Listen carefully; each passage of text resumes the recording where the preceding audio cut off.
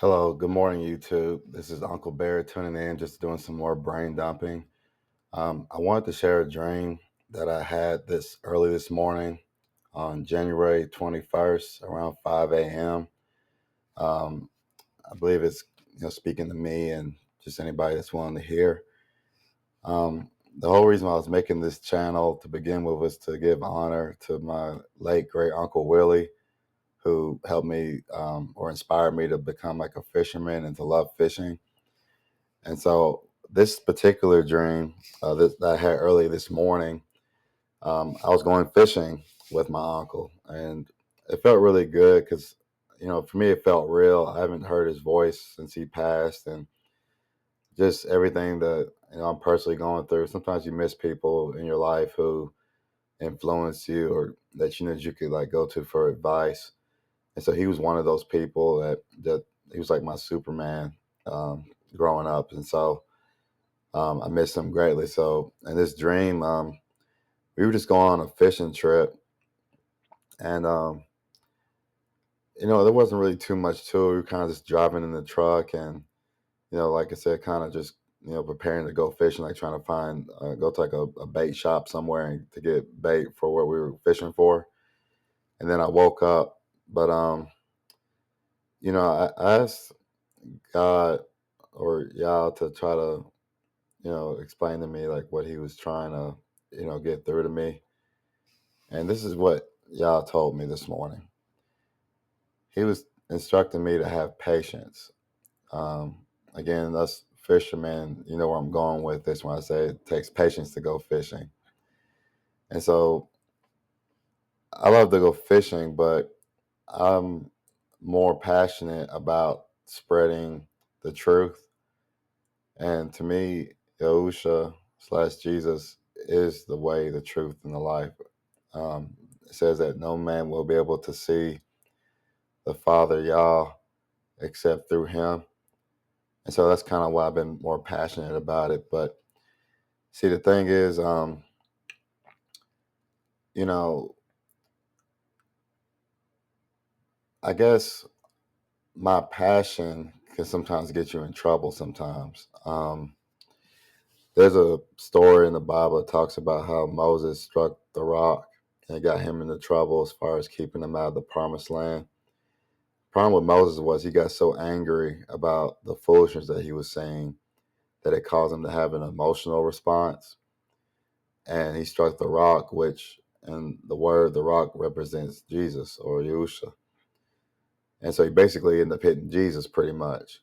And so it got him in trouble. So I get very passionate about about my testimonies because I think that they're a very clear warning from y'all directly that we're living in some very, very real, dangerous times, and we need to keep our eyes on him.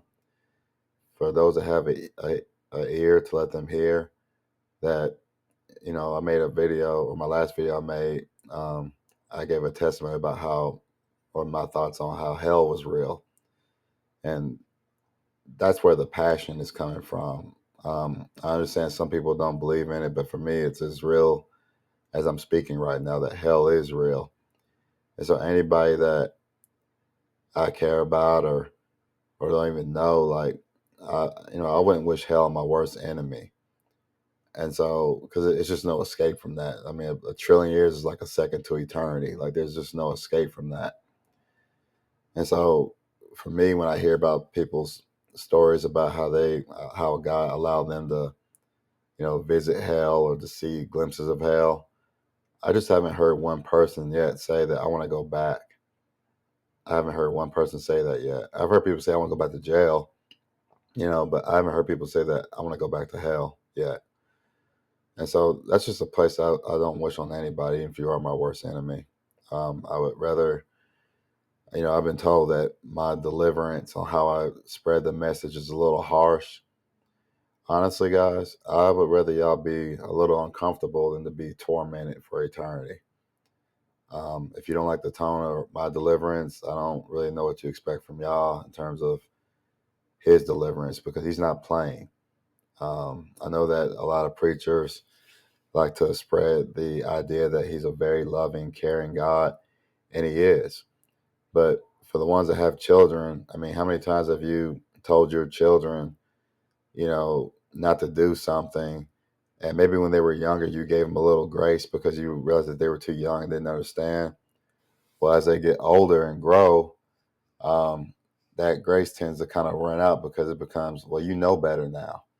And that's where I think God is kind of dealing with us in this day and age. Like we're getting to the point where we kind of know better now, and we're just, choosing to be rebellious pretty much. And when it comes to that, that could be a very dangerous place in terms of being disciplined. But scripture also says that if he reproaches you, that don't be mad is a good thing, for he reproaches those that he loves. And so I wanted to tell a quick story about a real life story about my Uncle Willie before he passed. Me and my family, we all kind of went fishing with him. It was our last fishing trip. And, even now I still get kind of sad thinking about it because I wish I would have, talked to him more or stayed. If I had known that'd be like the last time, I would have kind of seen him. But I thought it was very fitting that our last time seeing each other was a fishing trip. And so on the place that we went to, it was, fully stocked. And so it wasn't really that hard to catch fish, really. It was a private pond. But I remember hooking a certain fish. It was a catfish, but, it wasn't like huge, like covering up the whole truck of a back of a truck or anything. But it was big enough, like maybe like that big or so. I don't know. You know how fishermen do, everything gets bigger and bigger when it comes to fishing stories. But I would say mine was probably about that big. And the pole I was using wasn't really built to really catch that size of a fish. And so what I was doing was every time that fish bit, I would get too excited and I would like try to, mimic what I saw on TV, right? A little grip. And my line kept breaking. And then that same fish or same size fish kept going after it. Eventually I quit trying to yank on it and I just, maybe try to just reel in and the line would still break. It's happened maybe like 6 or 7 times. Like I was like, man, I just can't hook them. Like I'm trying to do it gently and it's just not working. That's when my uncle said, you gotta let him get tired out. Meaning you gotta hold that pole and let him kind of fight. Back up. Don't reel, don't bend, just back up and let him kind of tire himself out. Once the fish gets tired, then you can reel in and reel in slowly. And that's when I realized that's why the Lord allowed me to have that dream. My Uncle Willie was to remind me of that piece that when I'm, you know, going after souls who want to know the truth, some people bite onto the information, and me personally, I get really excited because I know how much God values their souls. So I get really excited. I just want to, like come here, like real quick. But I gotta understand sometimes you can be a little too aggressive and you lose them. And that's how I kind of been feeling lately. Like, I feel like I've been giving out information just to, personal friends or personal people that I know, or even making these videos. And I wasn't really sure if anybody was receiving the message or not. So I'm not gonna lie, I got a little discouraged for a little bit. But, as far as the technique, it goes back to what my uncle taught me. And this is the way the Lord kind of put it out to me. When you're going after a soul, a lot of people are going to reject you because they don't understand or don't even know the significance of, the danger that they may be in as far as gambling with their lives. So when a person, there's two groups of people. There's the person who is, really trying to ask questions and really trying to seek answers. And then there's the other side who's just trying to mock you. So for me, I realized that when you're fishing, you can catch all kind of different fish. Bass are probably the more popular fish to catch, but they're not going to eat the same bait that a catfish goes after. And so, again, when I was thinking about what God was telling me, it was like, if somebody does bite, whether they're mocking you or not, if they bite the bait that you threw out, depending on, sometimes they come in easy, but if they're trying to fight you, just let them tire themselves out. That's when you have to let them go, or back off from you know um, physical conversation, or and you just pretty much back off and then let God fight those battles. And the in the privacy of your home or wherever you're at when you're praying, you're just being patient and letting God fight that battle. And when they're tired or wore out, then you reel them in, is what I was getting from him.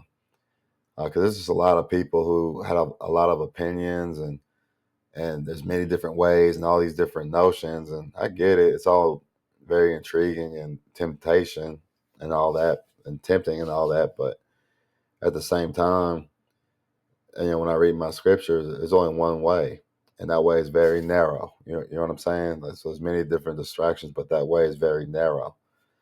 And so my hope and prayer has always been that people would, you know, just get it right away. Like, can't you understand the words that come out of my mouth? Like, I'm trying to warn you, but it doesn't matter. And so I'm learning, and I'm also hoping that others will learn that, you know, as we're learning to hear God's voice and learn like who He really is, to have patience. And um, so another little story I want to tell, another real story, is there was a young man recently. I asked him if he enjoyed fishing, and his answer I respected his answer. He basically said that no, he doesn't like fishing because he doesn't have enough patience. I respected that answer because even though he was young, he was honest enough to say that I'm lacking in this area. I don't have enough patience. Some of us don't have enough love. Some of us don't have enough peace. Some of us don't have enough joy. But this particular person says that I don't have enough patience, and therefore he didn't enjoy the process of fishing. Well, as fishermen know that you do have to have patience to go fishing, but we also know the joy and the thrill of catching that big one, or the one that's like rare, or just we just know that adrenaline rush that goes with it. It's just fun. So if it's that much fun to catch a fish, how much more joy you think God gets out of the satisfaction of one of His lost children coming back home? So that's where the joy comes in. But I wanted to read um, James chapter 1. Um, Depending on how much time I have, I might have to make a part two, but I kind of wanted to just read this real quick. I'm reading out the King James Version, so forgive me for the this is and thous. But it says, at the beginning of this chapter, it says, wisdom to be sought of God. So this is wisdom that we should be seeking for. It says, James, a servant of God and the Lord Jesus Christ, to the 12 tribes which were scattered abroad, greetings.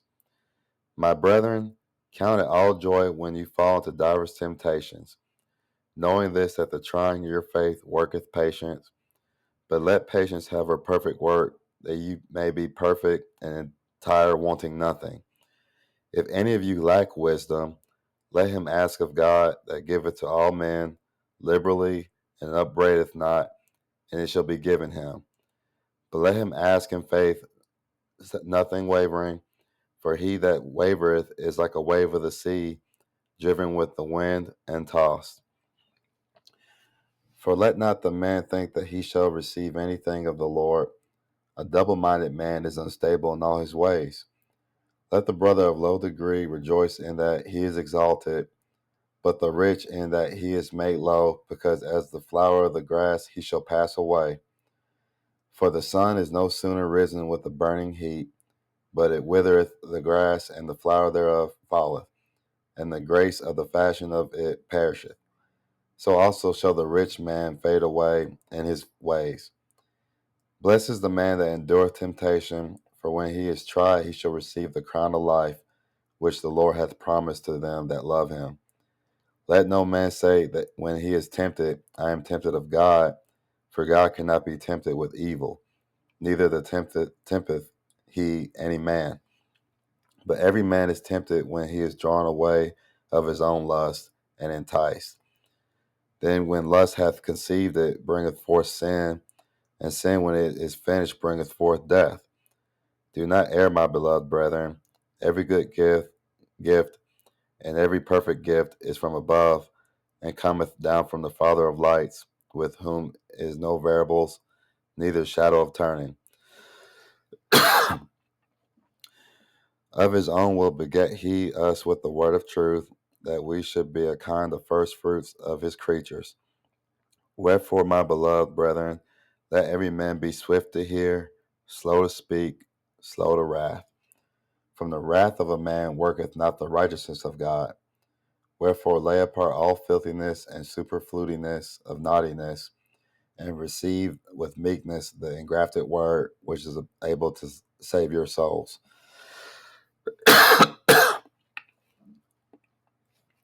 But be ye doers of the word, and not hearers only, deceiving your own selves. For if any be a hearer of the word, and not a doer, he is like unto the man beholding his natural face in a glass. For he beholdeth himself, and goeth his way, and straightway forgetteth the manner of man he was. But whoso looketh into the perfect law of liberty, and continueth therein, he being not a forgetful hearer, but a doer of the work, this man shall be blessed in his deed. If any man among you seem to be religious, and bridleth not his tongue, but deceiveth his own heart, this man's religion is in vain. But pure religion and undefiled before God and the Father is this, to visit the fatherless and widows in their affliction, and to keep himself unspotted from the world. Another verse I wanted to say is that in Proverbs chapter 9, verse 10, it references that the beginning of wisdom is fear of Yah. And so when I've read that whole chapter, it kind of ties into everything that the reason why I made this channel. For one, I know that hell is real, me personally. And my message is for anybody wanting to hear, is to basically understand, like, how real hell is, and how dangerous it is to gamble with one's life without understanding of that. And so I get real passionate about when people try to argue or fight, and so I have to be careful on my deliverance and how I'm speaking to people, even if it is the truth. Because, like I say, if they fight, you got to pull back, right? So, those were just some of my thoughts this morning. Again, if anybody's looking at these videos, know that I'm not trying to stir up just drama or contention amongst people. I'm just telling my story as far as the dreams that I've had, the real life experiences I've had, and what God's been telling me over the years. And I don't think I'm anybody perfect. I make mistakes all the time, but um, the key is to not worry about how guilty you are, but to approach y'all in humbleness, saying, Father, I messed up. I don't know why I did those things. They seemed right, but if you're real, I ask that you speak to me to where I can understand you. And so we all got work to do. Nobody's perfect. Everybody has work to do every day. And I just, keep challenging you all to keep trying to learn y'all's voice for yourself. I understand that the King James Version is maybe a little controversial because of its origins. For me, I speak English, so that's I know that certain people kind of mess with the Bible to try to cause confusion, but you can still ask y'all to clarify those things. And it all boils down to faith. It's y'all trust in you, only you, and your word. Please make these scriptures come alive for me to where I can understand them from you directly. Um, guys, I've lost many friends that believe in different religions and things of that sort. I'm going to be making a video soon about the dangers of you know how you go to people in private and they say that they'll pray for you. Well, it's very important that you discern on which God they are praying to, because that makes a big difference. And so I'll be making a video soon about that. But for now, I would say, if you're um, looking at this video, I would say go meditate on James chapter 1 and just ask y'all to talk to you about that. I think it's a very powerful story, passage, chapter. And I think that it came at a very timely season in my personal life. And hopefully this message will be able to help you out in your personal life. Again, just keep your eyes on y'all. Um, just keep your eyes on him. And he said that my sheep know my voice. So just know that if this makes you so angry that you don't want to hear it, guess what, guys? You don't have to look at it. But I'm not going to argue with anybody. I'm not going to debate anybody. I would just say don't look at it if it bothers you that much. But for those that do hear, he says that you're my sheep. So he's drawing you to him. So anyway, stay blessed, y'all. Keep your eyes on y'all. Stay prayed up. And God bless y'all. See y'all.